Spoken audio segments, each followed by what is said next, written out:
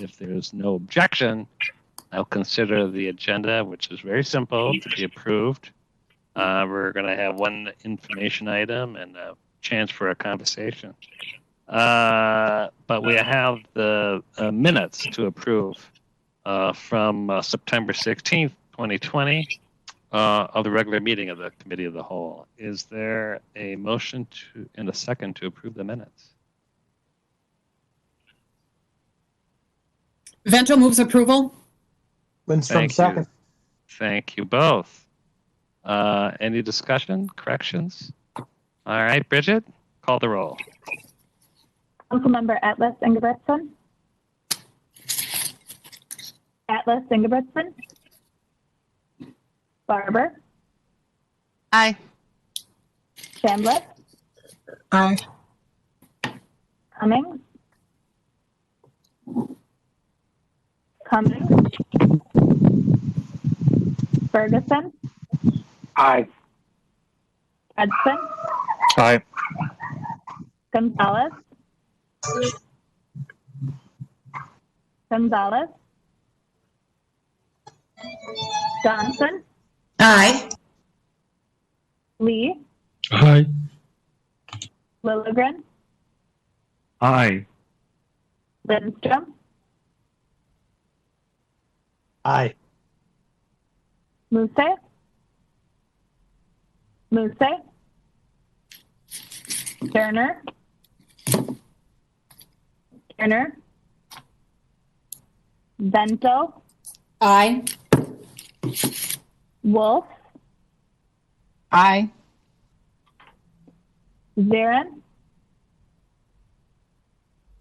Zarin. Chair Zelli. Aye. All right, the minutes are approved.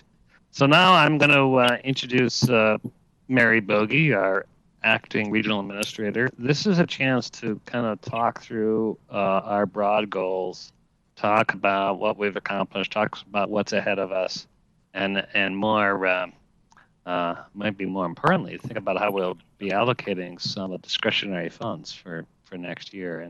And just to keep in mind, this is an opportunity, Committee of the Whole, we're not going to make any actions, we're not going to make any decisions, but we are going to get a little bit more familiar. So I'm really happy that we're going to have a time to hear a presentation, but most of this is really up to us. How do we want to spend our time talking about the issues, presenting some ideas, sharing with each other what we think is most important?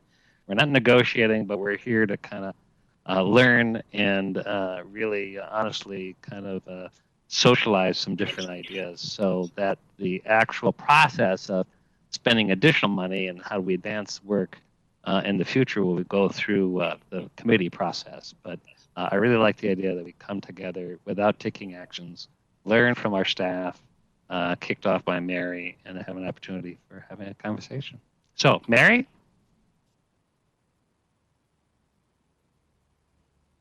You're muted, but so far it looked great. I love when that happens. So thank you, Mr. Chair. And Greg, if you can bring the presentation up. I would also say that feel free to kind of interrupt as we go through and ask questions. That's perfectly fine. I will try to keep an eye on things, but Mr. Chair, if you could as well, keep an eye and stop me where you need to stop me or stop our other presenters. This is a pretty short presentation, but I suspect that we'll have some conversation around it as well. So, Greg, if you'll advance to the next slide. So I have some objectives for today's presentation that really are just to reacquaint with the priorities that the council identified in our strategic plan, to discuss where we are today and consider the impacts of our current environment on those priorities. And then, as the chair said, to talk about where to invest our general purpose levy funds that we set aside in the calendar 2021 budget. The council member Ferguson and I talked a little bit about as we look to invest those funds, we really want to look at what outcomes we expect to get from those funds and really prioritize where we can really identify those good outcomes. And then finally, to consider how we continue to communicate about and be accountable for our strategic plan. Greg, next slide.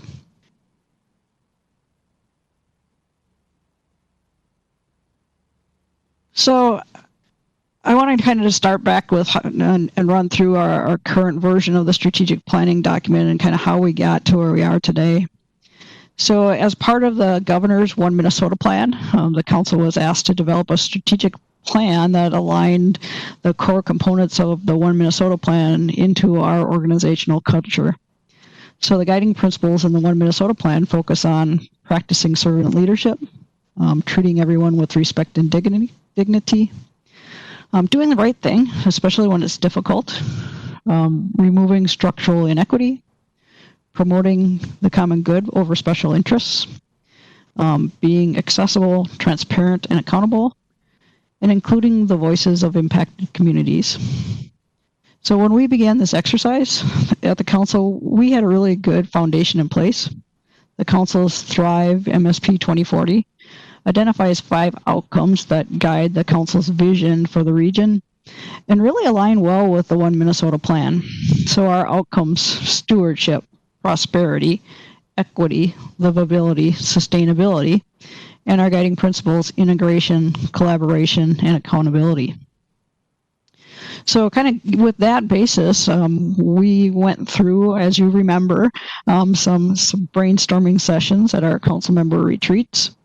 And the council identified 4 key priority areas: transportation, reducing racial disparities, housing, and sustainability, that we wanted to particularly focus on during your term. So today I want to spend some time reacquainting with those priorities, and I'm going to invite the division leaders to talk about kind of the progress and the impacts that we've had in each of those areas. As we go through this from time to time, I'll be referencing that strategic plan that we submitted from the governor to the governor's office. We actually submitted that as draft, and it's attached to the agenda. It's something that we're still can be working on. It kind of got lost in the governor's priorities with COVID and other things that are occurring, but it's certainly something that we need to kind of return our focus to.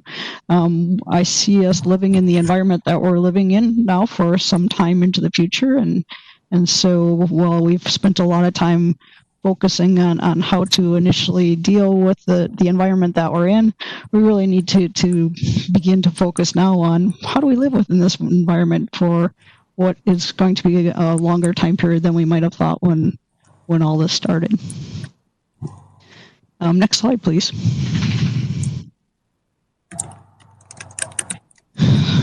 So for each of the priority areas, staff and council members spent a considerable time breaking down each priority area into a goal with objectives and strategies that focused on regional planning, investment, and operations, and began to develop some measurable outcomes. So I want to talk a little bit about each of those for each of the priority areas, and I'll talk more at a high level, and then we'll drill down into those just a little bit more with the division directors. So next slide.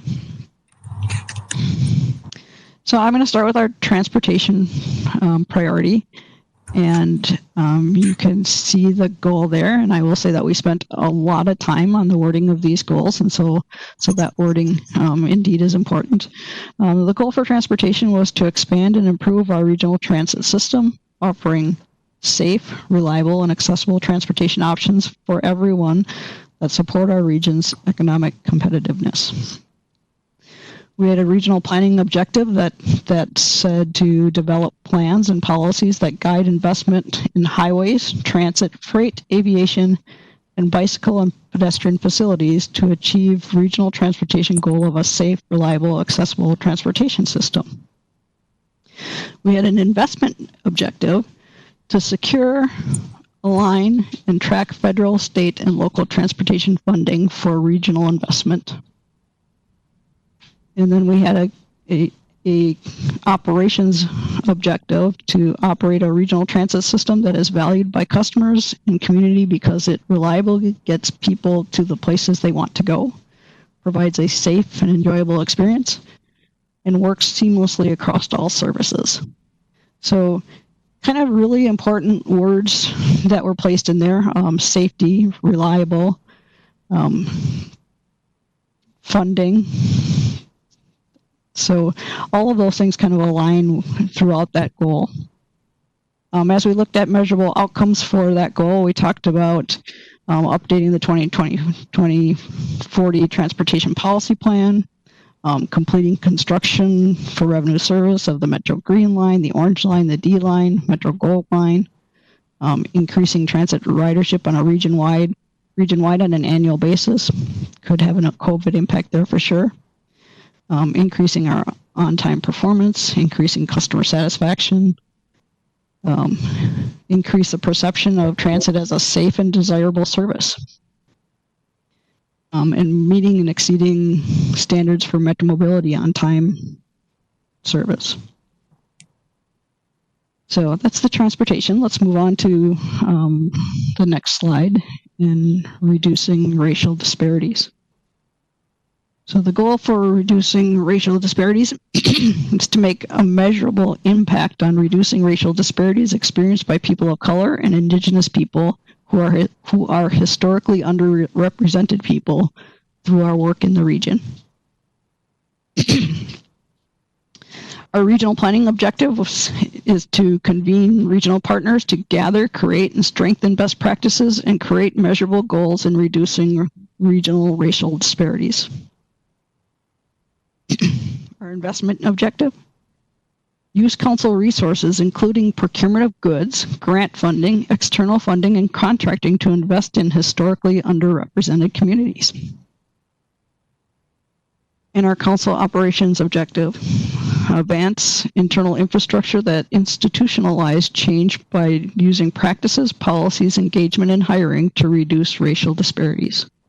Again, kind of that theme through investment and in our operations to move forward with that goal. Some of the measurable outcomes: increase the share of underutilized businesses in the Met Council's total direct spend to reach 30%. Increase the number of organizational leadership positions filled by people historically underrepresented. Direct transportation investment to modes and corridors that improve access to employment. Increase partnerships created to build new neighborhood initiatives in areas of concentrated poverty that have been underserved in the region. And review our council policies and procedures to eliminate barriers and increase equitable outcomes. Our next slide, please. Housing. Housing, the goal is to become a region with a broader housing spectrum where all people can thrive. Our regional planning objectives, we have 2 of them. Assume a leadership role in developing a toolkit to help regional stakeholders eliminate unsheltered homelessness.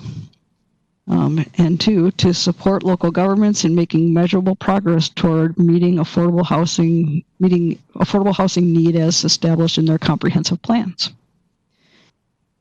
And investment and operations objectives together: 1, to increase council-supported affordable housing at incomes of 60% AMI or lower, production and preservation by 40%, targeting higher production when increased funds are available.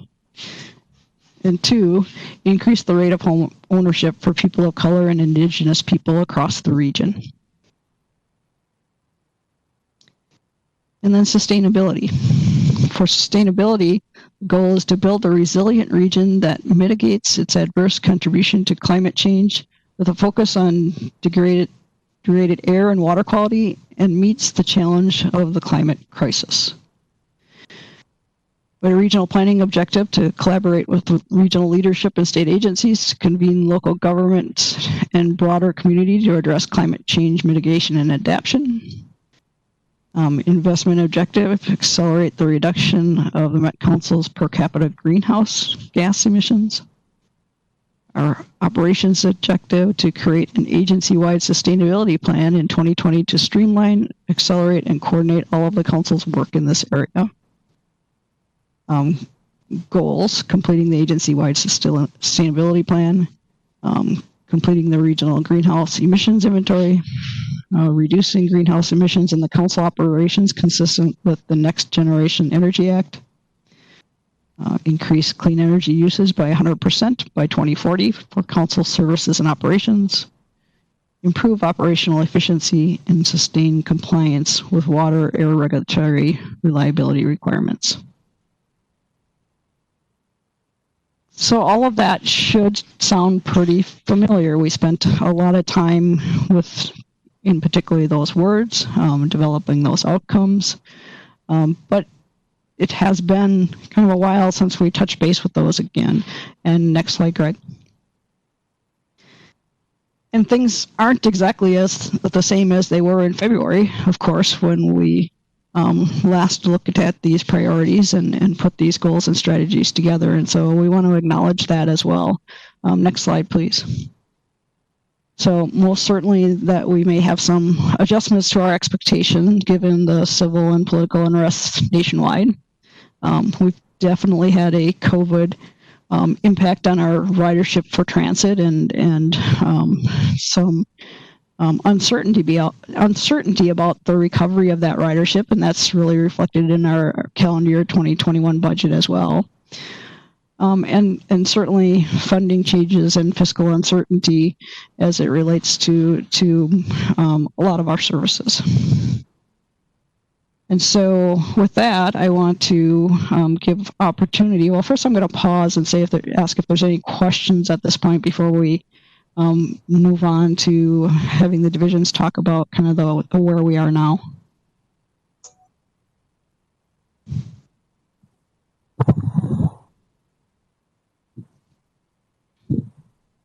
Well, this is Reva Champ-Bliss. So I have a question for this particular draft. Did we get feedback from Met Council staff outside of the Met Council members? Mr. Chair and council members, when we put together this particular draft, we worked primarily with our staff leadership and the council members directly to work through each of these areas. I can speak specifically to the reducing disparities piece where we did bring in a number of different people from each of our areas. So Councilmember Ferguson, Cy Jordan, myself. I think you were there too, potentially. Had a few meetings where we tried to really bring this down to the levels of the planning objectives and the measurable outcomes. And so I would not say that this has been really socialized with all of our staff. In some areas, we're further along than we are in other areas because work was already happening in a number of these areas as well. So some of this reflects things that were already happening across the council. In other places, it's being socialized more as it comes before the committees, and we're working on some of the objectives that have been placed in each of the priorities. Okay, thanks.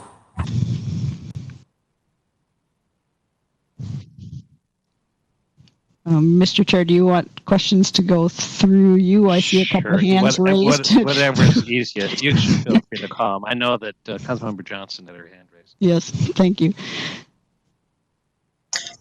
Thank you, Mr. Chair. Thank you, Mary. Couple of things. First of all, this is really good, because a lot of work has gone into this, so that's great. Do we, in this piece, do we want to do a call out to COVID and civil unrest and the widening gap of, the BIPOC disparities? And two, do we want to use the term BIPOC since that seems to be where so many are landing on terminology, because words matter? And I guess we're starting to, as we continue to work collaboratively with others, that seems to be appropriate, but that's just what I'm hearing. And then the only other thought I have around either the racial disparities section or housing, because we talk about disparities, I would like to say eliminate racial disparities. And I know it only goes out to 2022, But I think with everything that's been going on, if that's not the goal, is to eliminate, not reduce, it just sends a weird message. Because we're, but it just, for me, it just seems a little off. But I really like how this is laid out. I really, I just want to really lean into that part of it because it's just so important to individual, community, and our state's economic competitiveness in our region. I mean, so those are some of my comments.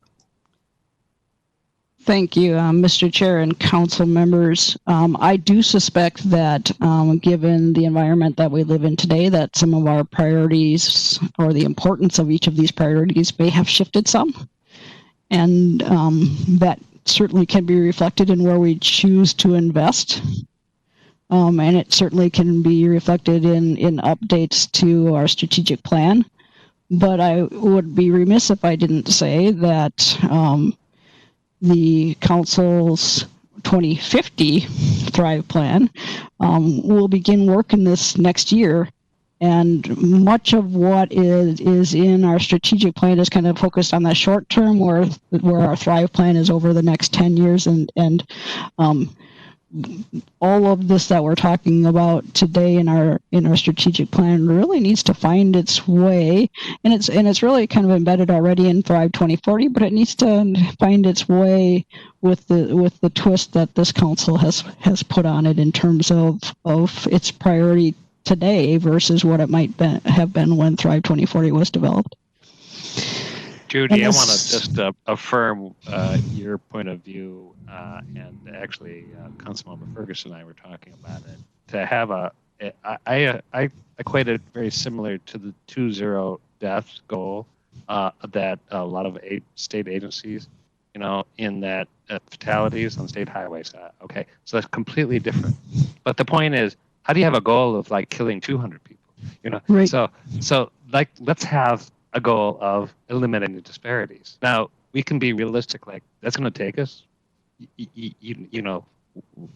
how we reach that is a challenge, but I think I like the idea that that's what we're trying to do and is where we're heading. So, yeah. Yeah, thank you, Mr. Chair, as well. And I was going to say that is being bold, and I think we should be bold. And I do agree. Now, what Councilmember Ferguson also said, and feel free to jump in, Councilmember Ferguson, is that we're not going to end racism, but we should be able to eliminate the impacts of racism in the services and in the processes and the policies and procedures that we have here in the council. And that should be our goal, and that should be attainable. As a follow-up, if the chair would. Sure. Thank you, Mr. Chair, for the support. And I do appreciate the reality that we live in. I do think that we will end racism one day because I choose to believe that. And I don't want there to be any kind of subtle, tacit, implied message that we're less than where we really want to end up. We're too big and too important in this region to say it by inches. We need to say it, from here to the moon and back. So I will stand and want bold language because I believe we can do it. Maybe not this council, maybe not 2050, but we can do it and we should say so. Thank you.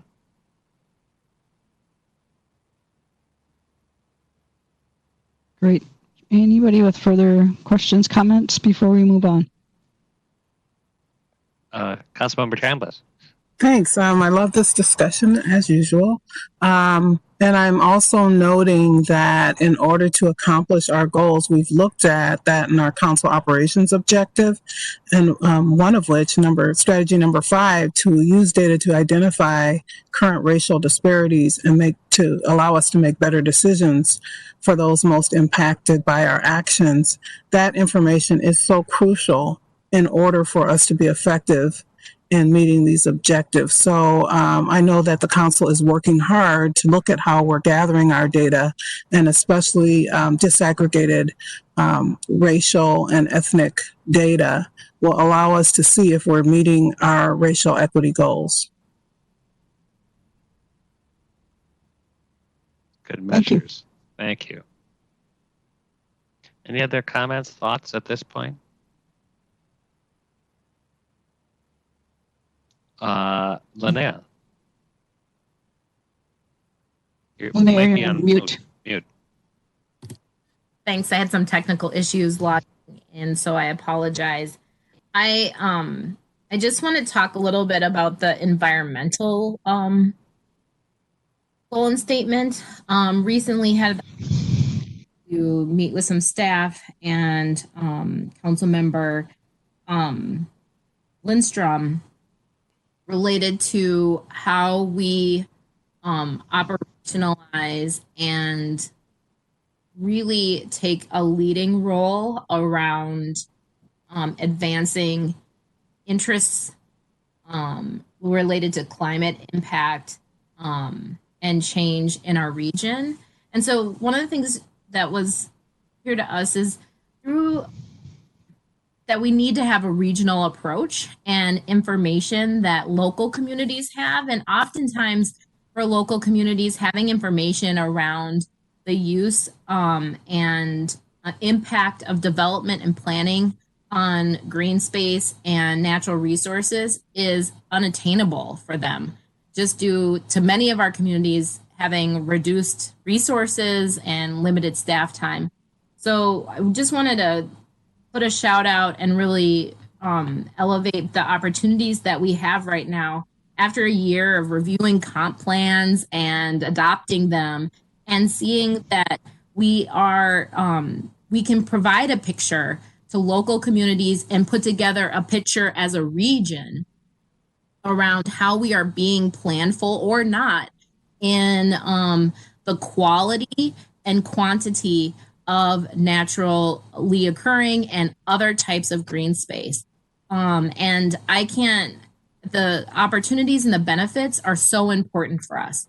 It impacts our economic well-being. It directly is impacting the species who live in our community and our own physical health as individuals and communities as well. But in my work on MPOSC and the tours we did, the rain events and the impact of rain, water, and water movement in our communities is so significant. It has significant impacts on, of course, our aquifers, which are full right now, overly full, and therefore it transitions into significant flooding, which has big impacts on investments in infrastructure that have been made and that can be made. And having quality green space is a key part of that. So wetlands, ways for water to travel naturally, and to make sure that we still have opportunities for our aquifers when we do get into a bad situation to be recharged. And so I just want to say that I'm really excited about the opportunities it looks like we have in front of us to think about carbon sequestration, the quality, and it would be so exciting to be a part of a council that provided information to local communities and as a region on how we're doing and what our trend is and what we can be doing, and knitting together all those small local pictures into a large regional context that we can really be proud of and responsive to, especially the youngest people in our communities who are so concerned about this issue. Hopefully that made sense, but I just wanted to get that out there. Thanks for the thumbs up. Did I do a good job? Did I miss anything?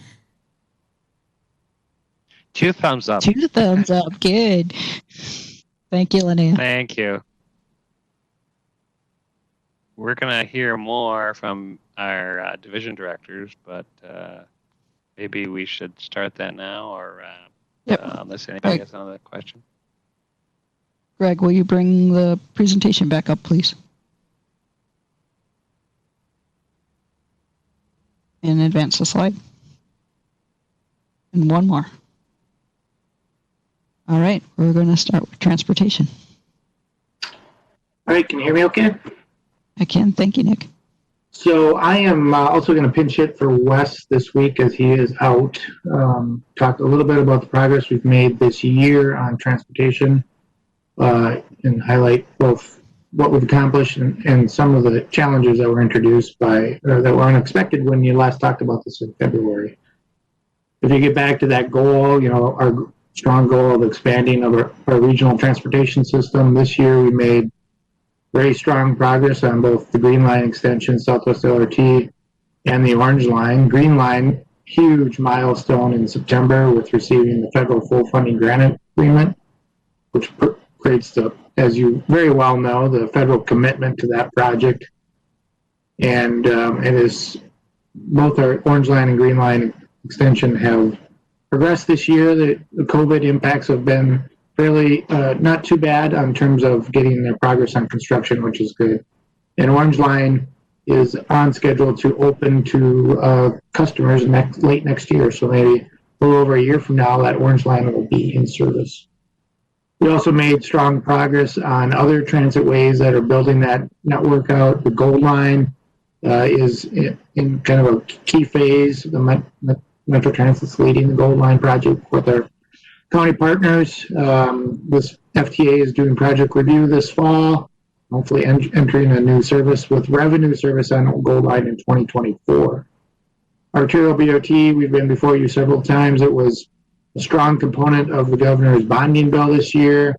Haven't made the full progress we had hoped for that to advance the B and the D line, but we advanced the development of those lines to be ready for construction should the bonding state funding come. And then with council and TAB realigning the regional solicitation this year to fully fund the F line, whichever the F line will be. So changing that regional solicitation to fund one ABRT at a time is a major progress. We started the year with our next planning process, and COVID had a big impact on that. We've pulled that back because we aren't able to do effective engagement, but we have continued with the ABRT progress to identify the priority lines so that we can fund that F line, and the F line will be identified by April of next year for which line will become the F line. So good progress there. And Metro Blue Line, we've continued our commitment to the Blue Line. We did, with the challenges we've had with BNSF, had to make a change in August and try to relook at where that corridor will be. But us and our local partners have remained committed to that line. From a customer service experience, we've continued with our better bus stops and better transit routes. The council supported the expansion of TAP. This is to include those that are unemployed.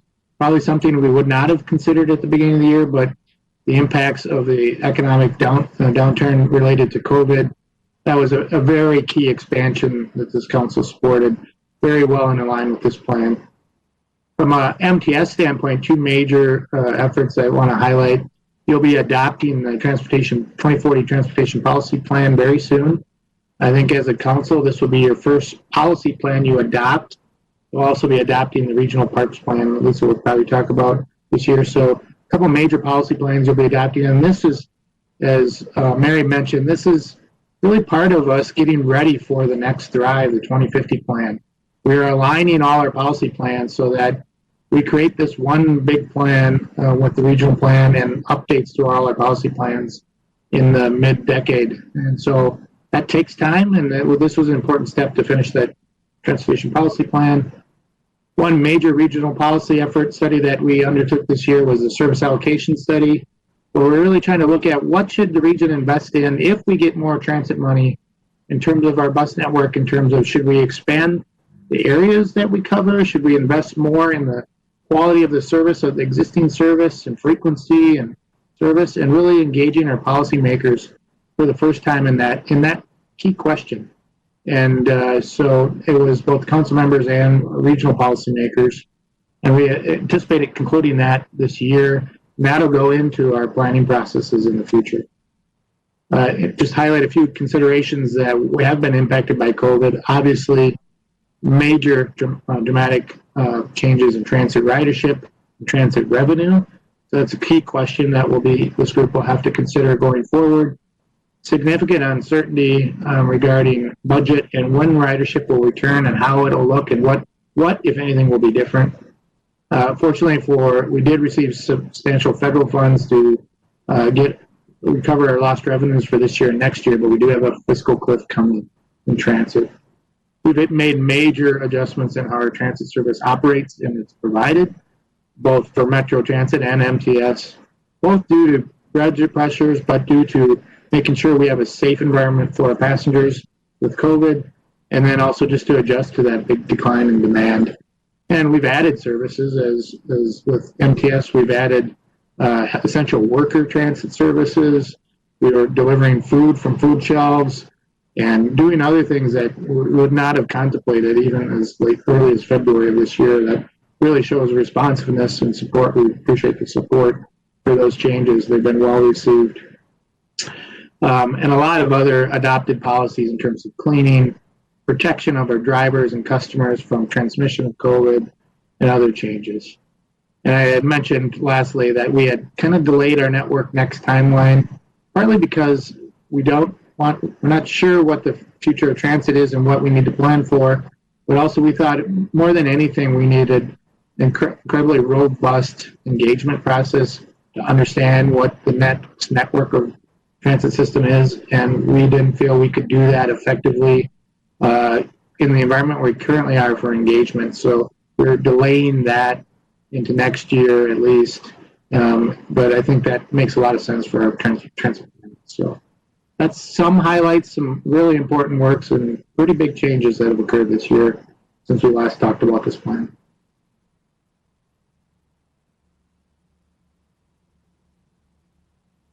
I think we can go to the next slide. Any questions, Nick? While you're here, Nick, we could always come back. Well, why don't we? Let's keep going then, and we can always come back. Thanks, Nick. Lisa. Thank you, Mr. Chair. I'm Lisa Barajas, Community Development Director. On housing, we have a lot of highlights this year, a lot of work that we've had to do that we weren't expecting that I'll talk about in a moment, but just some key highlights about really increasing that investment in the local housing incentives account. This is the program of our Livable Communities Act programs that is specifically dedicated towards affordable housing. So this $4.5 million is paired with Minnesota Housing's consolidated request for proposals process, and which is currently underway. And this is the largest amount of money that the council has ever put into this account over the many years.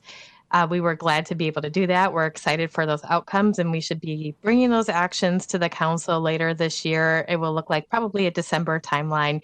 Not as quickly as we would like. COVID really threw things for a loop, and because of when it hit, when the application process was just getting started, Minnesota Housing decided that it would be a good idea to give our applicants a longer application period to work within. And so that just delayed our timelines for awards into a little bit later in the year than we would normally do.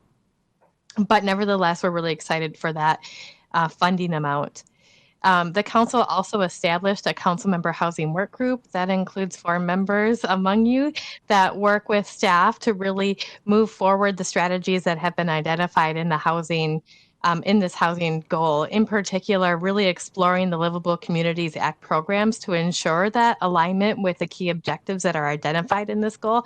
This seems like a really short and simple strategy, but with 3 big programs, there's a lot of work within that to really dig into both the statutes and the policies and really ensure that our scoring criteria and the way that we put out the programs, the processes and the way we communicate them are actually open up the accessibility of the program to more communities around the region to really further the outcomes that the council is looking to achieve here. We've found those conversations to be incredibly fruitful and really help as staff kind of have a sounding board for ideas and to also get thoughts from the work group members as we're working on things before we bring them out to more public conversations, whether it's through conversations with Metro Cities or our Land Use Advisory Committee or other conversations. It's very helpful to have those discussions. And as I mentioned, we're really deep in those livable communities program evaluation and scoring criteria evaluation and moving those items forward. New considerations in this area really, I think, something that we always knew was on the horizon and was increasing was homelessness in this region. But with COVID and the way that we've seen homelessness really explode across the region and the role that we had to play that was really unexpected, took our time and attention away from some of the things that we had planned to do to really focus on supporting those experiencing homelessness who were in our encampments, but also supporting our partners in the region in their response to homelessness in other parts of the region as well. We were able to receive additional federal housing choice vouchers, mainstream vouchers, as part of the federal government's COVID response. So we didn't have to apply to these to receive them, and we were able to increase the number of vouchers that we have available to support those experiencing homelessness. So definitely an excellent resource to add on to otherwise very difficult situation. Because of COVID, though, a lot of our existing tenants in the HRA, as we've talked about earlier this year, a lot of our existing tenants in our programs were experiencing job loss or income reductions because of the closure of the economy. And so our staff really have been focused on helping those tenants stay in their homes, making income adjustments, doing all of the paperwork to make sure that they have the support they need to stay in their homes. So a lot of efforts that we would otherwise be exploring with our strategies related to different housing choice voucher programs that we might also use that we've identified in the within the housing goal have had to be put on delay for now as we really focus keeping our existing tenants housed and ensuring that they have the appropriate payment standards established for them. But we have been continuing to explore new funding opportunities from HUD and other local partnerships that we've been bringing forward to for your permission and blessing to move forward with. Those include some moving to work, rent reform cohort, next steps that we have been invited to participate in that would really open up our flexibility in how we use our vouchers and how we distribute them around the region, and special programs that we might use to do that work. That we're just kind of moving into phase 2 of that. Very long application process, but there have been other opportunities and partnerships that we've been exploring as well, including the Homework Starts to Home partnership that also, or Starts with Home partnership that we've also developed this year as well. We continue to work through these items. There are a number, as you can see on there, a number of strategies within the report. Our staff that do the housing work within community development have a lot of ideas and probably could have made this list longer, but we really wanted to think about what we thought was reasonable to accomplish in the next couple of years.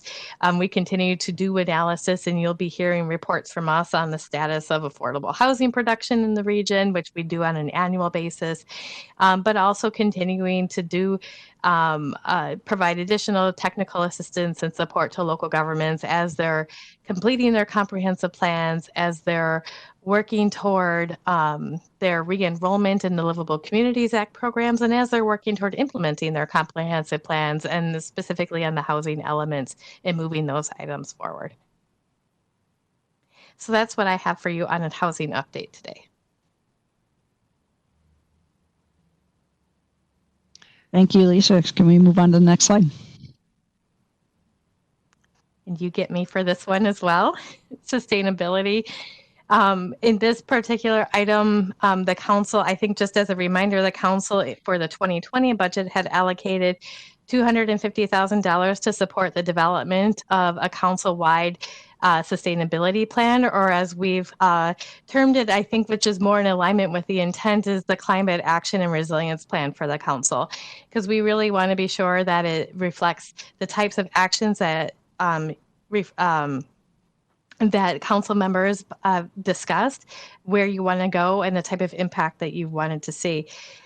The work on it has been a little bit delayed because our staff, being a council-wide effort, requires staff from across the council, especially on operations, who are down in the nitty-gritty. And during that initial COVID response in the first 2 quarters of the year, a lot of our staff were pulled in other directions. So we didn't want to move forward with developing the scope and starting to do that work without all of our staff being able to participate in that. But I can say we are now right in the thick of pulling together those ideas, refining our scope. And like I mentioned with my housing team, our climate staff have a lot of energy and passion and a lot of great ideas. And we need to get our scope down to something that we can accomplish and get moving forward on. And some of those items include both the operational elements that the council is interested in doing that reduce our impacts and contributions to climate change emissions within the region, but as well as looking forward to our upcoming regional planning effort and starting to paint the picture of the types of elements that the council should be investigating related to climate change in the region as a part of the 2050 regional plan. So really thinking about actually some of the elements that Councilmember Atlas Ingebrigtsen had mentioned and are also in our strategic plan here around the roles that our regional park system, for example, can play in climate resilience and green and carbon sequestration in the region, but as well as looking at the work that we've already done around climate vulnerability and what that might mean for our land use policy and development policies going forward at the regional scale. We continue to work and partner with others on engagement on our greenhouse gas emissions inventory and scenario planning tool that we call Metro Climate Stats. I think a recent highlight that you will all recall is the opportunity with Xcel Energy to purchase electric buses that will really accelerate our impact in this area as well. And then, of course, we continue to think about and develop tools and technical assistance for local governments, because while we do have a large impact in the region in our operations, we know that our local governments are also both feeling the impacts in their own operations and development decisions, but also have a large role to play in reducing our overall impacts, because we know that climate, the large contributors to that are the built environment and transportation. So other considerations are also the establishment of the governor's subcabinet on climate change. The governor issued that executive order in December of last year. We had an initial meeting in January and then COVID, of course, and then really brought that team, that subcabinet back together, which Chair Zilli sits on, in about May or June of this year, and really have accelerated the work of what at a statewide scale legislation and changes could be done to really accelerate efforts that are really consistent with the goal and strategies and outcomes that the council has already identified in the strategic plan. So we've been really excited to be a part of that effort. We always partner with our state agencies on this work and find that we're better together in that, but also that there are things that we would like to do that really may be more appropriate at a state level and vice versa, things that the agencies might like to do that might be more appropriate for us to do within the region. So it's been a really great collaborative effort with them. And I am complete with the sustainability goal. Thank you. Thank you, Lisa. Let's move on to the next slide. And Ashanti, are you covering for Sai here today?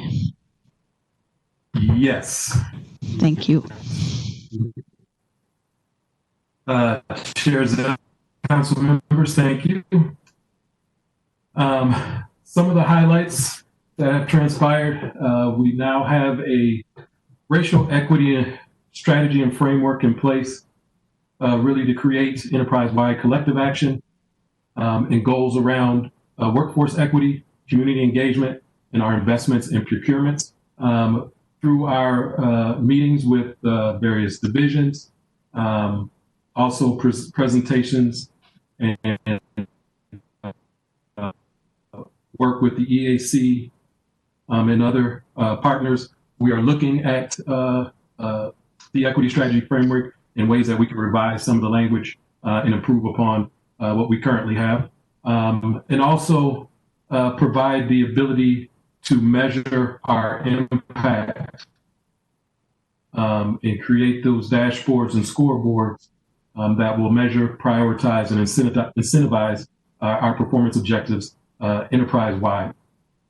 We also have engaged in some income and sustainability efforts to for inclusive spend and to increase our diverse spend with businesses owned and controlled by people of color, women, individuals with disabilities, and veterans, and ways that we can change how we are currently doing business to be inclusive and advance equity and prosperity. One of the things that we have engaged in is a supplier diversity opportunity and program, working with New Flyer, which is one of our major suppliers of services in the transit arena. We have met with New Flyer, discussed what the requirements and what they're looking for in a partner or partners in the region. And there are real opportunities. And this is a place where COVID and our current situation has provided some opportunities. Businesses and are changing the way that they do business in terms of ordering parts, smaller orders more frequently. So definitely looking for a partner locally that can house, store product and be able to supply it to their customers. Also working with our warehouses internally, both in environmental services and in transit, and looking at what are those products that we frequently purchase, both in stock and out of stock, and then matching those products with businesses owned by people of color, women, and persons with disabilities and veterans, so that we can act more intentionally in terms of how we engage with those businesses and increase our spend with those businesses with our warehouse purchases. We're also working with other agencies that also are trying to achieve these same goals around increasing their spend, eliminating disparities, and seeing and exploring ways that we can leverage our resources and activities to have a bigger impact and a bigger footprint in this arena. So that includes agencies such as MnDOT, Department of Administration, DEED, and PTAC to accomplish this. There is a draft of an MOU that we are looking and seeking both council approval to move forward in advance that will help us accomplish those goals. Some new considerations or other considerations, especially in the realm of technology. We have begun exploring various technologies that exist in the marketplace that will both internally help our internal procurement staff, purchasing managers, and those who are responsible for making purchases act in an intentional way, in an affirmative way, in an impactful way, and also externally make it easier or simplify the access points and how businesses owned by people of color, women, individuals with disabilities, and veterans can access procurement opportunities at the council. Also, in terms of our work with other agencies and organizations that are also engaged with this work, besides the MOU, exploring opportunities to provide resources that will sustain these efforts, build capacity and technical capabilities, and identify and fill any gaps that we have in terms of our products, services, and initiatives that we are currently engaged in. We're also in progress of implementing council-wide racial equity training, and also considering how the new executive order may have an impact on the content of that training, and what adjustments, if any, we will need to make in terms of the content of that training and implementing it council-wide. And then exploring statewide disaggregated demographic labor force availability. We have also just submitted our state affirmative action plan to MMB and have begun meeting with divisions and other council personnel to get them familiar with the plan, some of the goals that have been established, and the activities that will support those goals and sustain those goals, and then be accountable in terms of our reporting and sharing of progress in achieving those goals, and reporting it disaggregated and by separate divisions. And I will stop there.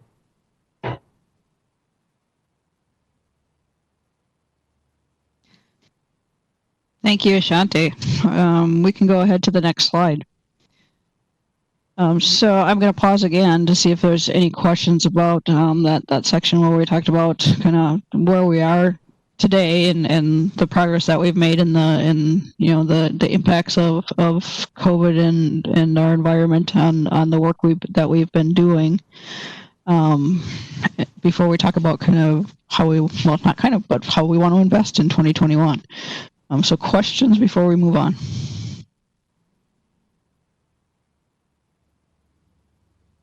And I'm seeing none, so we're going to go ahead and move on. And Greg, you can advance to the next slide.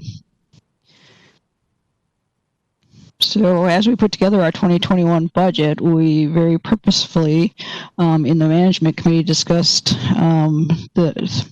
the money that we have in the general purpose levy that is available to invest in the 2021 budget. And the management committee just wanted to put forward advancing equity in the region across our 4 priority areas. And certainly 3.9 million isn't a huge amount in a $1 billion operating budget. And certainly we address equity within our operating budget in other ways. But this is a very focused on advancing equity in the region as opposed to what happens in our daily operations. And so the opportunity for us to specifically target that $3.9 million in these different areas, our priorities may have shifted in how we invest that, given the environment that we're in. It may mean that one of these priorities is more or less important to us than the other. And so I wanted to have just kind of a general conversation about that investment today. Again, as the chair said, without looking to make a decision about how we invest that.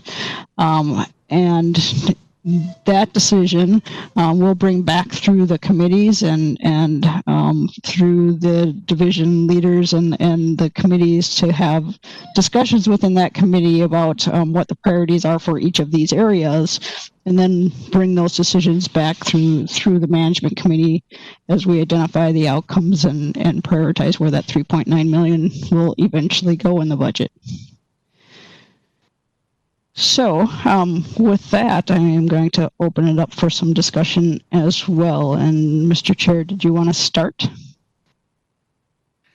Thank you, Mary, and thank you, Nick, Lisa, and Ashante. I think that really it shows in a very broad way what the council has been doing, what staff's been doing, and also goes back to our priorities, which were really listed by all of you. I say you because that was before my time, but I have to say I completely subscribe to these 4 pillars. And I think that we do a lot of that work as part of the normal course of the agency, but having some discretionary funds, although, as Mary says, I wouldn't characterize it as a drop in a $1 billion bucket, but it's not significant in terms of our overall budget, but it's significant in terms of just dollars that are available, and probably I would think an opportunity for some kind of more targeted efforts that otherwise aren't being done that could be done in the context of the work we're doing. In other words, our Office of General Counsel will remind us, we don't have authority to do X, Y, and Z, but we have authority to do a lot, and we have authority to study work, and we have authority to help advance some kind of a systematic change, and then in a way, I've heard some interesting ideas from staff. They're generating some. We certainly can hear from them, but everything from having some kind of evaluation of an equity evaluation of some of our investments. When we think about workforce, we think about procurement, but we're really kind of leading the region in ways. We've certainly talked about it when we look at our regional economic framework. Those 9 ambitions, which were on the slide, that last slide. We certainly share them with many other entities, but we have some particular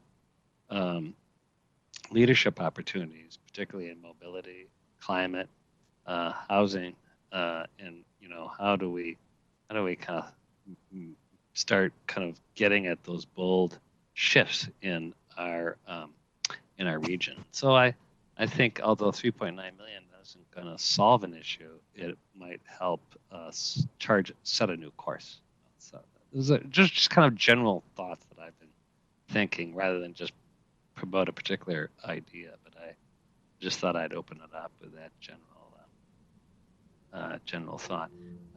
And does anybody else have either a big or small or granular? This is a time for us to kind of share whatever you're thinking, and it's not going to be the only time, because I think sometimes it's hard in Zoom, and I certainly have heard that in our conversations that it's not like we're sitting around a room brainstorming, but or sharing our thinking. But we sure want to give you this opportunity, and we'll have smaller.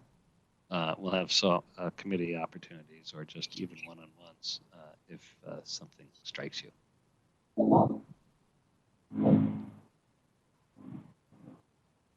Chair Zelli, I just had one. Was that you, Chris? It is, but there was somebody else who was speaking, so you want to go first.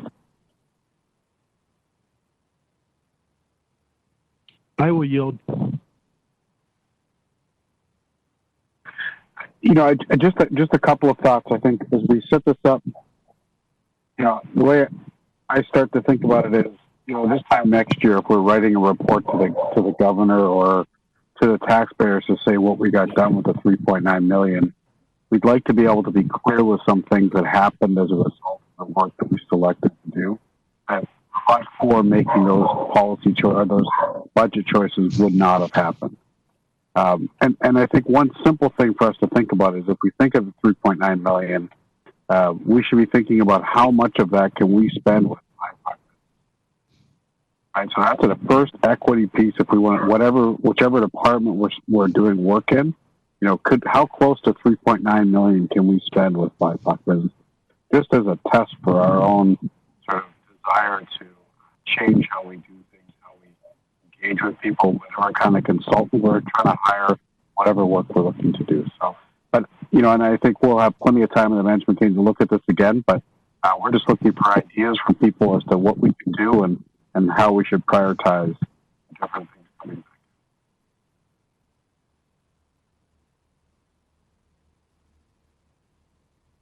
Thanks, Chris. Anybody have some thoughts based upon, I think what Chris said is, like, if we look back at this from a year, what happened, what changed, what new direction, what was it doesn't actually be accomplished, but there's something that we could say, but for this direction or this activity, this thinking, whatever, wouldn't have happened. Just great comments.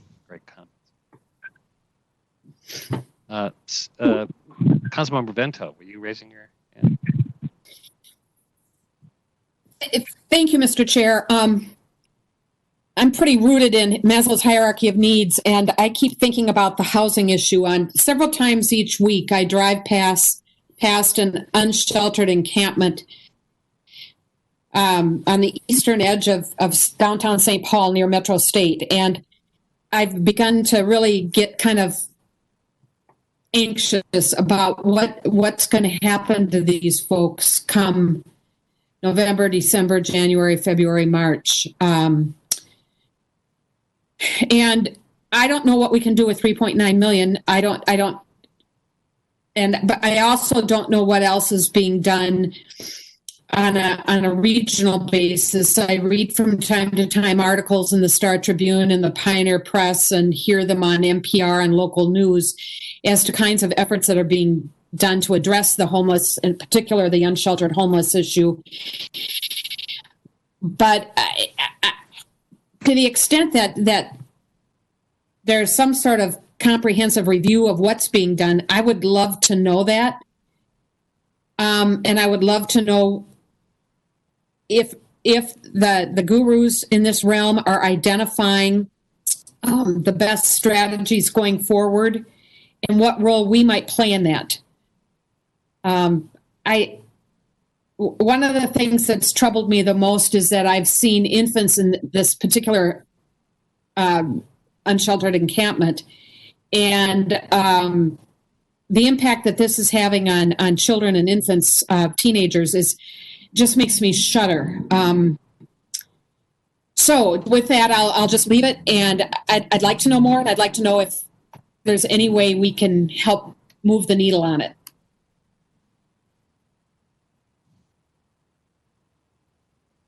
Thank you. And we do have some people in the room here who are very aware of not just our work, a lot of it by many others. But before, I don't know, Councilmember Lee, were you responding to that, or do you have a new idea? Thank you, Chair. I want to second what Councilmembers Vento and Ferguson said. A couple weeks ago, the Dakota County officials invited me to listen in on a webinar they were doing about their own kind of their vision for transit in the future for Dakota County. And one of their officials said something remarkable that I now subscribe to. And he said that transit service is a social service. Our transit service is a social service. Our infrastructure connects people to places where they go work, play, where they have shelter, where they can go shop. Everything about the nodes of connections to community with transit and how transit interfaces with everything that we need. As Sue mentions, that's a holistic approach to a kind of social service that we provide through our built infrastructure, and we whatever we can do more to help people improve their social capital and their station in life, we should do that. Transit is a social service. Yes.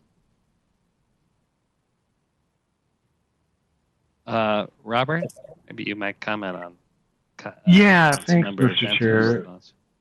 Yeah, thank you, Mr. Chair, and I thank Councilmember Vento for bringing this up. And just today, probably I've spent 2.5 hours of different conversations about supporting our unsheltered relatives and how to work more collaboratively to do that. And when we look at the amount of money we're talking about and the equity areas that we're trying to impact, of course, this is under housing, and a big chunk of that is we need more housing, we need more affordable housing, but really focusing on the sector of our population who are sleeping outside, and relatively small amount of funds that we'll be investing in equity issues.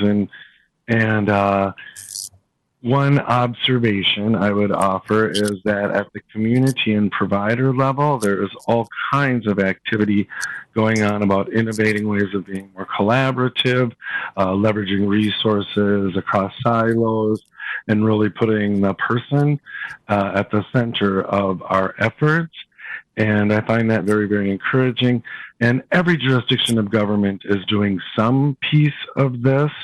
But I will say, I just had the experience of being very, front row on the first occupation of the Wall of Forgotten Natives in 2018, and now on the second occupation of the Wall of Forgotten Natives last month. And my role in the system has changed throughout that same time period. I wasn't a Met Council member the first time, and so I've had a number of sort of different perspectives on it. And I do have to say, overall, I'm pretty disappointed in the public sector's response. And with the second occupation of the wall, I really feel strongly how little progress we've made in the public sector. I see everyone doing a little bit. I see providers and community really responding in innovative ways, but that hasn't sort of filtered into the public sector level of collaboration. And with a little bit of money to invest, acknowledging that. And I would say Met Council has been probably the most responsive unit of government with the creation of the HAT team, with the cross-departmental collaboration with housing outreach and the HAT team, and with the interface with the community level activity going on. And I still think we can do more. And I really see at the staff level with all the agencies. I was in a meeting today with community and agency people from city, county, Met Council, and state. And I can see that there's a hesitance to step in. The superintendent of Minneapolis Parks was one of our presenters today, talking at the park board. And I will say they're one of the agencies that also stepped in. They came up with official policies and ways that people could live in tents safely and healthily in parks. So I commend them for that. But what happens with the public sector is whenever an encampment pops up on public sector property, the governmental jurisdiction who owns and controls that property is primarily responsible, and other jurisdictions step back. And it's kind of a cheese stands alone situation. And I just feel like there's been so much opportunity, especially in the last 2 years, with the creation of the unsheltered homelessness regionalization work group through the Minnesota Interagency Council on Homelessness, for the Met Council to step in and to start helping to craft what a regional approach might look like.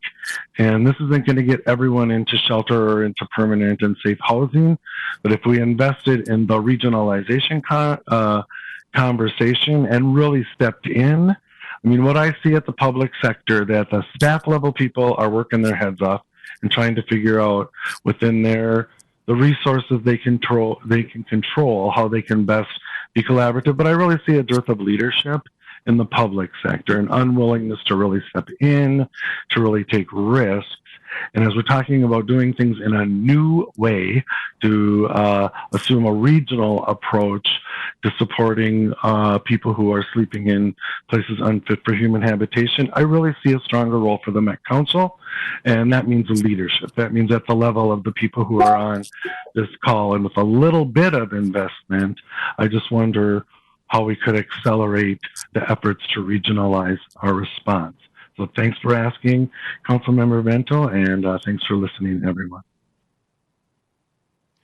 And thank you, Robert, for not only the idea, but for your personal leadership in so many different ways. And that's a gnarly puzzle. And I think we would all agree with you that this hot potato, public sector, I saw personally more collaboration with the Wall of Forgotten Natives 2.1, 1.0, then now it's in a period of scarcity, everybody runs away, and there needs to be more collaboration. Then maybe we can leverage some of our strength. That's an interesting idea. Councilmember Johnson, no stranger of housing. Judy. Thank you, Mr. Chair. I really appreciate the comments. Thank you, Councilmember Vento and Councilmember Lee, and And Councilmember Lilligren, I mean, I get it, right? So is there a way we can, if we haven't decided where the money is going yet. And I really, oh, by the way, Chair Ferguson of Management, really support the let's get the money in the hands of BIPOC businesses too, right? And make that money make more money for that community.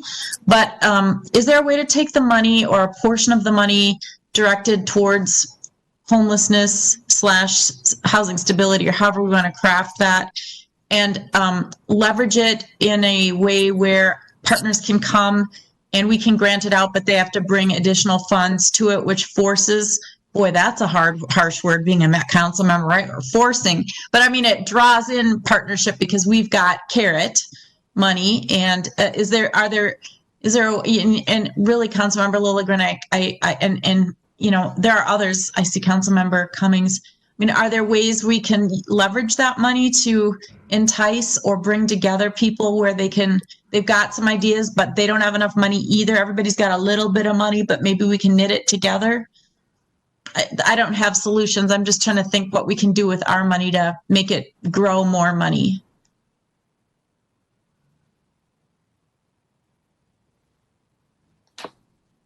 Anybody have any thoughts? Linnea. So one of the things that I feel like we've talked about this a number of times, where we've asked for what's happening in the public, in the whole response to this issue, because it's so big. I know many of us council members get many, many emails around this topic. One of the things I wonder about is, could we use a portion of that funds to seed or even implement a coordinating effort across public agencies? Maybe it's a person who's charged with that on a regional basis. This is a regional issue. It might be located right now predominantly in one community, but it is a regional issue. The people who are living in these places are from all over our community, from all of our cities. And I know that in some of my communities outside of Minneapolis, they've been talking about how do we prepare for it happens to us, when it should really be, how do we coordinate together to get people in homes? So I just wonder, is it an opportunity for us to, wouldn't necessarily take a lot of resources to have someone, and their work is to organize amongst the public sector and coordinate with the private sector to aid in this. And I don't think this is just a housing issue. This is an economic development issue. This is an equity issue. This is an issue in our natural resources. This is an issue that reaches across our organization. The symptom of it is people living outside of homes. But the cause is the historic inequities that we visualize on our very own website every single day. So I just think that would be one thing. And I'm curious to hear, Robert, others, do you feel like that's a good step forward to getting at that issue of lack of collaboration? I 100% agree with you. And you might, maybe Robert, thank you, Linnea, for that comment and question. The Interagency Council on Homelessness, which is a state agency, but it's kind of, I'm going to be bold in saying it's kind of not operationally doing it. And I don't know, I would ask you, Robert, because you're close to it. And sometimes I see them too. There is a coordinating body, but it's not operational in the sense of actually, although it's trying to be, and this is a big multi-layered government, state government. It is a regional issue, but to weigh in on this coordinating world, there is a group that is tasked a little bit with doing that. So it's kind of you're laughing. But no, I really would be anxious. Thank you for saying that, Mr. Chair. Councilmember Atlas Ingerman, thanks for bringing it up. I think you're really hitting the nail on the head, and I don't even think we've had this conversation. And I think this is, Robert's armchair interpretation, but I think what's really lacking is that it's nobody's job. And as the chair just said, the state agency isn't doing it, but we're not doing it. Counties aren't doing it. Cities aren't doing it because it's nobody's job. Nobody is responsible and nobody is accountable. And so one of the things that concerns me, and I've shouted this at a lot of elected and appointed officials, littered with F-bombs lately, is that someone needs to take responsibility. So your piece that you're suggesting, Councilmember Atlas Sigurdsson, I think is a great one. A coordinating role, a little bit of resources to support that. At least we're stepping in to taking a little responsibility. And since nobody takes responsibility, it's since it's nobody's job, nobody takes responsibility, there's no accountability. And so a way to create accountability would be to have a point person who is coordinating this work. And I have conversations with every unit of government practically every day about this, and we all find very nuanced ways of tossing the hot potato. Or my latest image is the Scarecrow in Wizard of Oz, who's pointing at where he points at which direction to go. And so, yes, we can say, "Oh, state, you're not doing enough." Right now, that's the flavor du jour. We're all pointing at the state, but I think we should really point at ourselves first, sure, and say, "What can we do? How can we step in?" And then we have firmer ground to bring others into the conversation in a new way. So I feel like saying, I'm less comfortable pointing the fingers at the state, although I'm doing it like with everybody else right now, because that's the fashion today. And next it'll be the counties, and then it'll be the Met Council, then it'll be the cities. And so how do we break that? How do we step in and say, okay, we'll take responsibility for this piece, and maybe a little bit of these equity funds could help us do that. Thanks. I know that Councilmember Sterner had his hand up, and then Susan, Councilmember Vento, and Molly. Okay, thank you, Chair Zally. I just had a small one. We're talking about these big issues that may not warrant, but I talked to an MCUP business earlier in the week, and they were feeling they're more of a manufacturing type of a business, and they need service industries to use their product. And so it had to be with our scoring, where we have people that are bidding that are contractors for contracts through the Med Council. Do they get any credit, or is that something we could look into if they use MCUP businesses for their products when they do a bid? Would be helpful, because we're such a big manufacturing state, and that behind the services, I think we would really gain by giving additional support and points if they're using MCUP businesses. I don't know if that happens now or not, but that's what came out of my meeting with him. Charlie, I could just comment. We have asked our procurement and general counsel folks to look at whether or not we could, for example, pay a bonus to a company, not on federal projects, but who performed with, let's say, 20 or 30% MCUB product in that contract. And in talking with some of the contractors, if that existed, it would significantly shift how they spend their money.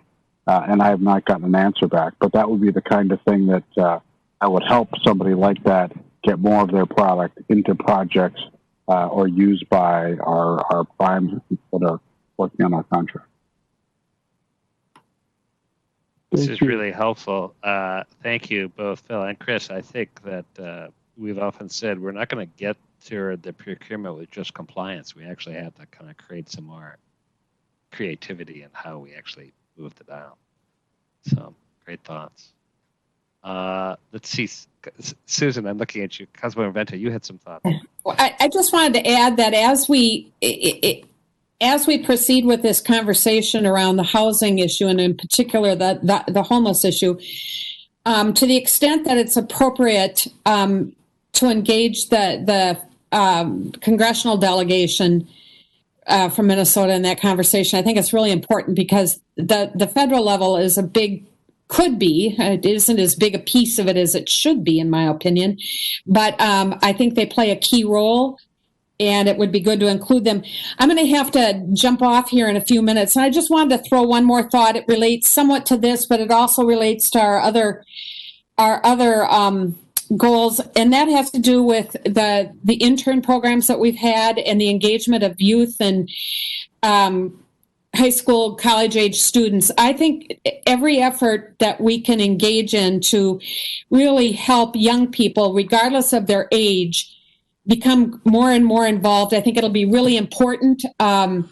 I have been so inspired by the students who have come before us and made presentations in the last year. And I think, granted, because of COVID, that's harder to do now. But going forward, I hope we continue to be deeply engaged in that. And I have one last thought, and I was going to include this in my comment about the housing, and I forgot. I apologize.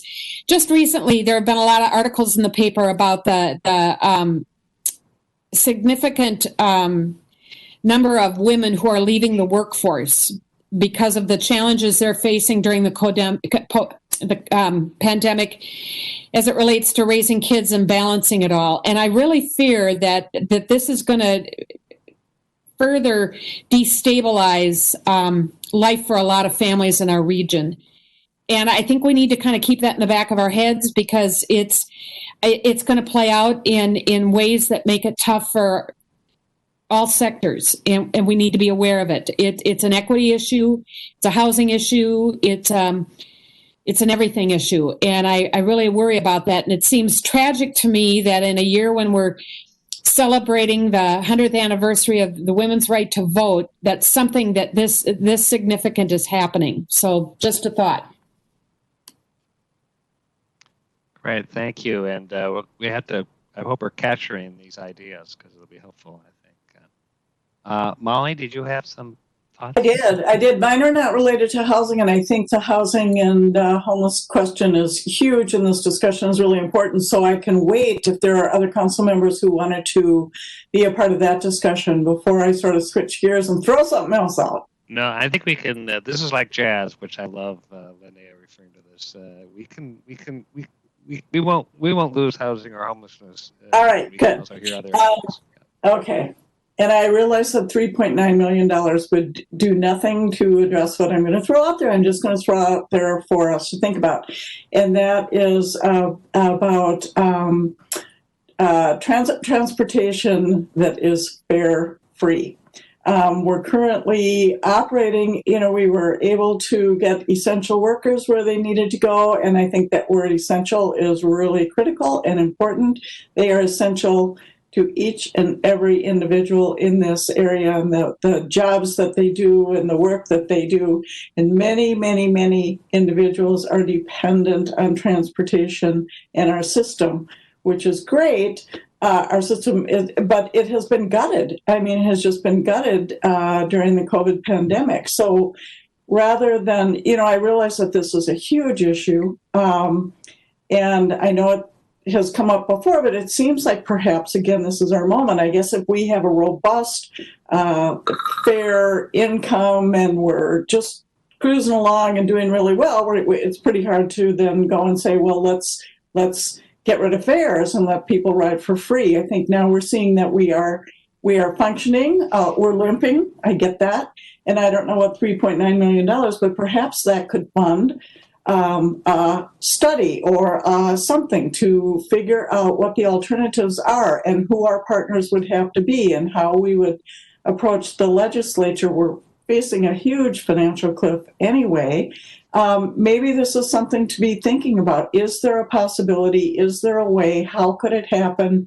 Who would it happen for? But it is so important. We have people who are cobbling together 2 and 3 work jobs, and the amount of time it takes to get from here to there, or they can't get to there for that particular job.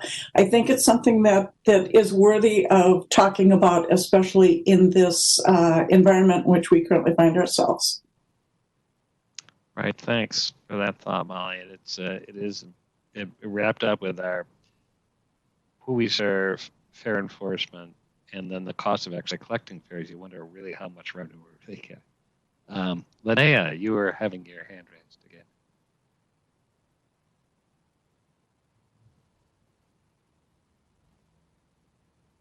Okay, I am unmuted.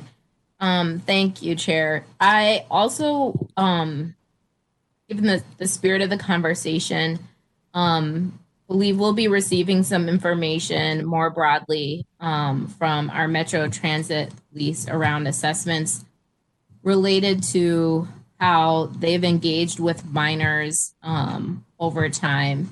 And I've gotten an opportunity to see that information. It's something we've been working on for quite a while, and it is it's really heartbreaking. I'm sorry.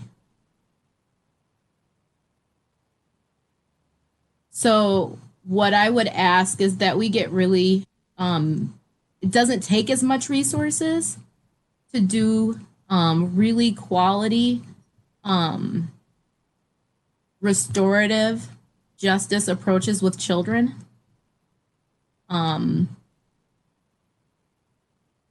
But we destroy lives when we institutionalize and put our hands on children as adults, whether we are authority figures or otherwise. And so I just would really ask, as that information comes available, and as we think about this, that we don't forget about, we have the opportunity to do some small investments that can make a really big difference. You know, $200,000 could revolutionize how we do things with the children in our communities. And in this case, Black children who are just grossly overrepresented in our actions. And I think that if we don't take action and invest in that, we need to invest in order to create change. So, sorry for, anyways, I'm not going to apologize. It is what it is. And I should be upset, and everybody else should be as well. So I think I wanted to throw that out there as we're talking about equity and things that we can do. And when you start to put the picture together of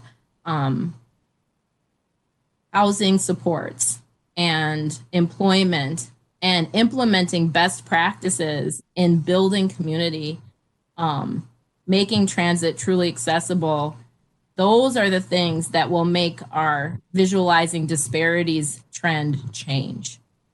And if we can do that on a regional basis, then we really can make a difference, make that difference that Councilmember Johnson is choosing to believe is possible. Thank you. And thank you for sharing not just the thought, but the priority. And I also really like to affirm this idea that it doesn't have to be a grand $3 million gesture. It could be a $200,000 grant that is really shifting and changing some of our practice of what we're doing. Maybe it just takes that kind of specific investment. So appreciate that thought. Judy, and then Wendy.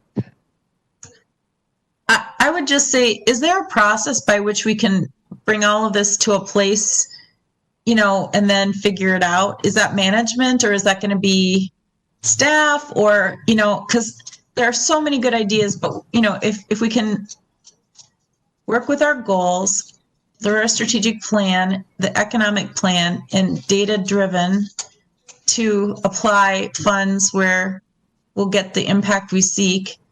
And I just don't know where we go from here, because these are all great ideas, but then what? So, Mr. Chair and council members, I can certainly answer that. And this is really good conversation. And I didn't expect that we were going to make decisions in this meeting, but just kind of throw some ideas out there so that you may have your mind in housing, but hearing about a restorative justice approach with our youth might have just shifted your idea to, wow, I mean, that's important too. And that's kind of what I wanted to have in this larger conversation. I would shift this conversation now to the committee level. to talk about each of these 4 different priorities. They kind of fit within the committees, to develop kind of some priorities and a thought about the right amount to target to that, and then bring that discussion through the management committee, to adjust the budget for those things and to target those funds. And so in the management committee, we will try to develop some criteria for looking at those, specifically kind of what Chris was talking about earlier about what's going to be different after we invest these funds. What are we going to see in those outcomes? And so that's the way we'll try to bring it back, and then back to the council level through the management committee. And if you could bear with me, is there a way that you can survey council? Because I'm an extrovert. Everybody knows that. I got something on my mind, you're going to hear it. But I know also from, my years in government, some of the best ideas are from those that may not voice it in a meeting just because they're the thinkers and they're the ones that have those brilliant things that I don't come up with. So is there a way after this meeting to try to capture maybe some of the what wasn't said today? For everybody, and I'm not sure if we had a full council today, but just so nobody gets left out. We can certainly do that. Judy, maybe what makes sense is I will if people are also have time with each one of the council members and just get their thoughts so we can, and we'll gather all of those, and then we can, obviously things will work through committees as well, but to make sure we get everybody's perspective. So I think this is too important a conversation to leave some views and perspectives on the sidelines. Yeah, you were just jumped some of my thoughts, and I know Mary and I haven't spoken, but I really would love to see all these ideas, captured for all of us to look at again, and capture those ideas that haven't been spoken. So thank you for that. We need to, and then Great. It'll work through the committee process, and maybe this is what Mary you're thinking, but I'd also like to gather the thoughts that are coming from the staff. I mean, we have real expertise there that I'd love to kind of react to it as a whole and say, oh, you know what, I hadn't thought about that. That would really be a great leverage point. So, Sounds good. right answer. Oh, no, sorry. That was, thank you, Mary. Any other thinking thoughts now? And I think Councilmember Johnson really said it well, that there'll be more opportunities to come up with ideas and reactions to ideas than just this point. This kind of gets us, I think, going and thinking. But we'll have to move pretty quickly because we're going to have committee meetings. We have a budget coming up. Wendy had her hand up first, and then Reva. Thank you, Mr. Chair. So I'm interested in hearing more about what Linnea was talking about. I have not seen that information, and if it could be sent out to the rest of us so that we would know what is going on, that would be helpful in our decision-making processes. As far as Councilmember Cummings' suggestion of looking at a fare, free transit system, I respectfully disagree, because we have had such an upheaval in our transit system this year with COVID and the unrest and everything. We don't know what's coming back or not. I mean, there's going to be some serious disruption. We used to have the consistency of demand and sort of a long-term level look at what the future was for transit ridership, and that has been absolutely blown up. It's gone. It's completely been destroyed, and I don't think that we can ignore how much disruption there is now and potentially in the long term. Much of the region doesn't have any express service anymore, and we don't know if they're ever going to be coming back to working in downtown Minneapolis or not, if that express service is ever going to come back. But we've already done a lot of work to make sure that our rides are affordable for people who are struggling. We have the TAP program so that people who have income issues can still ride the bus. But if we've already lost service for much of the region, and then we say, well, it's not the people who do still get the bus don't have to pay, the rest of the region's going to say what? And the rest of the state in terms of providing funding for transit. It's, you know, if only a select few people get to ride and it's not even worth it to them to pay, then why would we have it? So I think that's opening a door that we really shouldn't. We should be focusing on trying to figure out where we're going to be going long term for ridership. That's a lot more important than coming up with a sort of symbolic gesture to make transit free. Right. Well, that's going to be part of our debate. Riva? Thanks, Wendy. Thanks. A couple things I wanted to respond in support of what Linnea was saying, and looking at our youth, and also based on what Council Member Vento said, you know, about Maslow's hierarchy and our basic needs. And with the pandemic tossing things on its head, yeah, we've got some big challenges. And even before that happened, we're expecting, especially in transportation and other areas, that fiscal cliff to happen in 2022. What's more important in order for us to be able to sustain, survive, and thrive through this is for us to have our priorities, which is how this discussion started. So it's even more important for us to look at our priorities, to look at our disparities, and to look at how we are going to manage through that. Because if you were already close to or at the bottom, and then you have something that makes it worse, that should affect our priorities.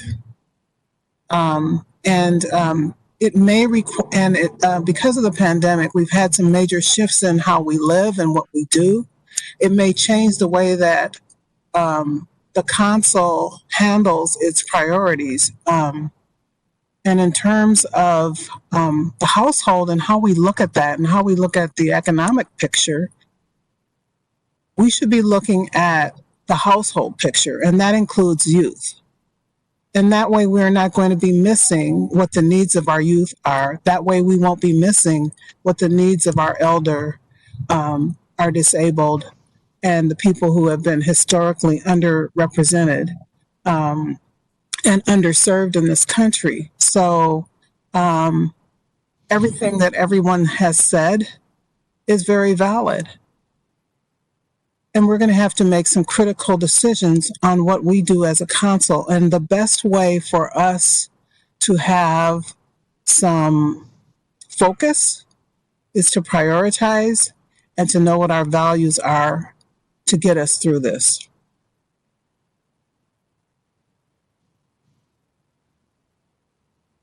Thank you.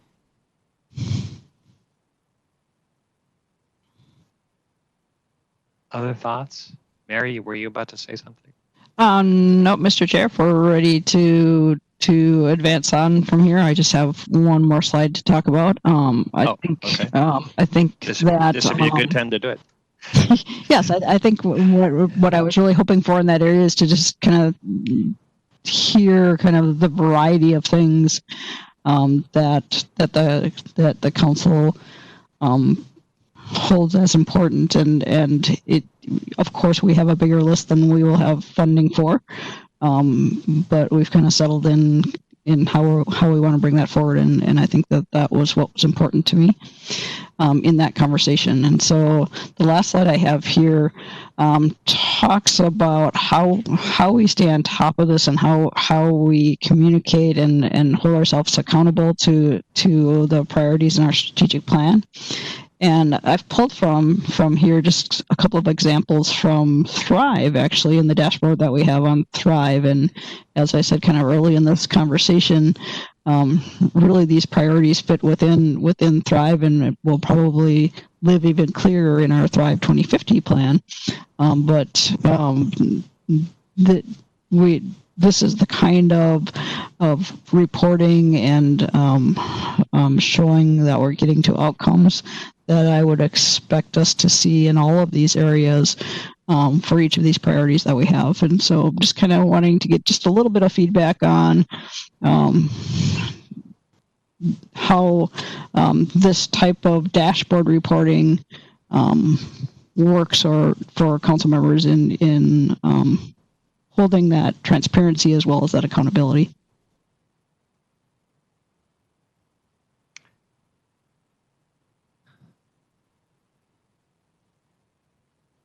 So you want a reaction on these sustainability and livability as kind of examples? Just examples, yeah. So these are examples of the kinds of ways that we would bring information, report on, hold ourselves accountable to the measures, the outcomes that we hope to achieve. Yeah, and I think that I know you and we've been working on dashboards to see the progress on our 4 main goals, and I think seeing it visually, seeing it in terms of data trends is really, I think that's something we all appreciate, knowing what progress we're making, even though it's been 2 years. We've hit a pandemic, we've hit all the issues associated with this year, but right. So, yep. And so this is the format that we would begin with, and we can tweak it as we go along to make sure that we're putting the right information that really tells our story. And so we'll begin with something like this, and we'll certainly change as we go along to make sure that we're meeting the needs of council members and other audiences that we want to hold accountable to. Any reactions? Robert says thumbs up. Yeah, I think this is great. I think that as we progress, we've talked about wanting to see the whole forest, not just the individual trees, but sometimes the trees and the patchwork of patterns. We've talked about these regional trends can be bent by some of the data was within these dashboards. So it's kind of seeing both the forest and the trees. Mary, just one question. How often do you think you'll be updating the data? Is this a real-time view that'll be updated, daily, or is it a, once a year view? Mr. Chair and council members, I can't see it happening daily by any means, but I do think that we need a commitment to, at least on a quarterly basis, have a discussion about the information that's in the dashboards here in a committee of the whole meeting, because I don't think we can be accountable simply by placing data on a website. I think we have to have that conversation and tell the story. Conversation around the dashboard. Linnea, you had a question, thought? I was just going to say, I think this is a powerful way to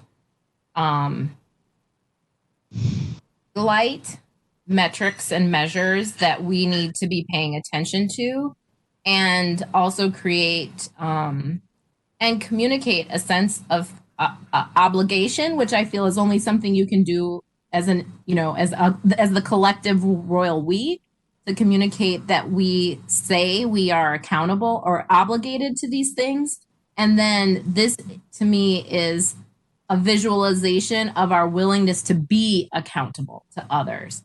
And I think, and to ourselves. So I really like this as a tool. I'd also say that other institutions are struggling with how to go about this work themselves. And this is also a way to provide maybe passive technical assistance or opportunities that other agencies can use and benefit from, and maybe even ways where they can call and say, hey, here's what we're doing, and we can learn from them. So I think that this is a very powerful tactic to be a part of our toolbox for addressing institutional change. I'd also say that I think one of the challenges we've had has been having institutional knowledge. that continues from one council to the next, and even from one staff. So this can be a way of institutionalizing knowledge, which is such an important thing to do to create a stronger organization. Thank you. Great thoughts. Yes, and we've described cadence of accountabilities, but we have to start with accountability to ourselves. So great thoughts, Linnea. Thank you. Anyone else?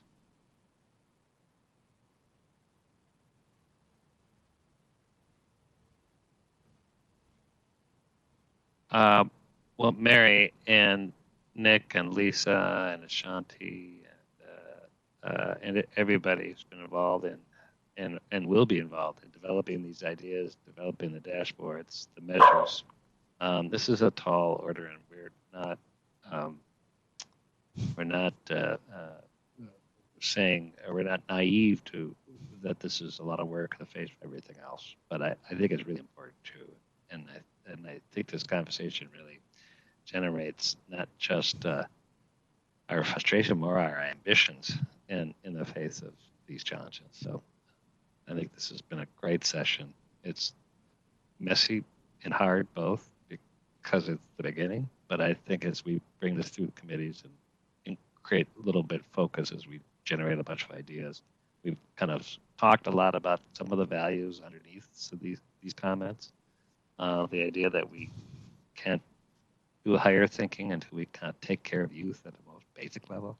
And I think this really is helpful.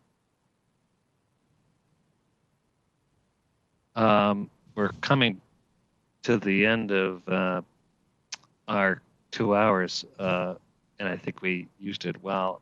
It shows I'm no predictor of how long an agenda might take, but I think it's been a helpful conversation. Anybody have any last thoughts or questions? Mary, any last requests, thoughts from us that you'd like? No, Mr. Chair. I would echo, though, that this has been valuable conversation. It helps staff understand that we're going in the right directions with some things, and that we've got some shifts that we need to make as well. So, very helpful conversation. All right. Well, stay tuned. If somebody, as soon as we adjourn the meeting, you're saying, "I wish I'd said this one thing," don't worry. Email it. Find me, find Mary. We'll have it in the committees. We'll generate an opportunity to bring those ideas forward. I'm hoping we can collect them and create some kind of ongoing dialogue that won't just wait every 2 weeks or every week, but an opportunity to kind of weigh in, even if it's, and there are no bad ideas. We certainly can debate them. We'll have plenty of time for that, but I think now we're opportunity to kind of generate thinking. With that, thank you all for your time, your wisdom, your thinking, your emotions, your brains, and I haven't looked outside. It's still nice outside. I don't know if Chris is still outside, but it's. I'm thinking. Oh, Riva is. So there. Thank you, Chris. Appreciate seeing that. And enjoy your evening, and we'll stay tuned for some more exciting council work ahead. Thanks all. We're adjourned. Thank you.